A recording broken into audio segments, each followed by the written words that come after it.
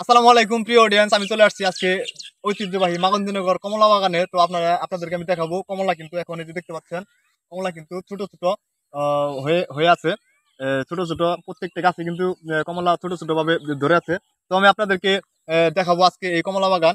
আর এখানে কতটুকু জমিতে কমলা লাগানো হয়েছে, কমলার কিরকম ফসল হয়, কিরকম ফলন হয়, আর কিরকম লাভজনক হয়, আর কতটুকু জমিতে কতটি চারা লাগানো হয়েছে, সব বিস্তারিত আমি আপনাদেরকে দেখাবো এবং সমস্ত বিষয়ে বিস্তারিত বলবো। তো আপনারা দেখতে পাচ্ছেন এই যে প্রত্যেকটা গাছে কিন্তু দেখেন সুন্দর কমলা ধরে আছে।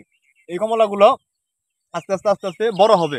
একদম আমাদের মধুপুরের মাটি, একদম পিওর কমলা। এই কমলাগুলো অনেক মিষ্টি হয়। আমি গতবার আপনাদেরকে এই ভিডিওগুলো দিয়েছিলাম। তো এবার কিন্তু ছোট অবস্থায় আপনাদেরকে আমি এই লং ভিডিওর মাধ্যমে আপনাদের মাঝে পরিবেশন করার জন্য চেষ্টা করতেছি। এইখানে টোটাল এখানে টোটাল 21 বিঘা জমি আছে। 21 বিঘা জমির মাঝে আমার অনুমানিক আমি বলতেছি 3,500 বা 4,000-এর মতো কমলার গাছ এখানে লাগানো আছে। তো এখান থেকে কিন্তু যিনি চাষি, সে কিন্তু মোটামুটি ভালো লাভজনক একটি ব্যবসা হিসেবে সে এটি করেছেন।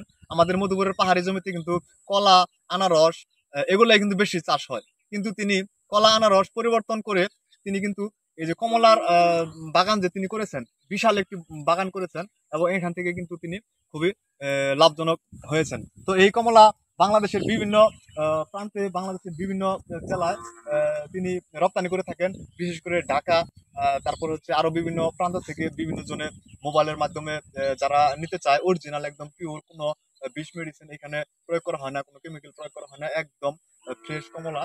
এটা কিন্তু আমাদের দেশি কমলা। এই কমলাটা কিন্তু কিছু কিছু গাছ আছে জাতের কারণে একটু টক লাগে, আবার কিছু কিছু গাছ আছে যে কমলাগুলো খুবই মিষ্টি হয়। এখানে কিন্তু সব এক জাতের কমলা না, দেখা গেল যে দুই চারটা অন্য জাতের হয়ে যায়, যেমন হাইব্রিড হয়ে যায়, আবার কিছু ইন্ডিয়ানও আছে। তো এই কমলাটা যে কমলাটা আমি দেখাইতে চাইতেছি, এই কমলাটা ছোট হয় চায়না কমলার মতো, কিন্তু চায়না কমলার মতো ছোট হয়, কিন্তু কালারটা হয় একদম হলুদ, এবং পাকলে পরে কিন্তু খুবই সুন্দর লাগে এবং সুমিষ্ট থাকে।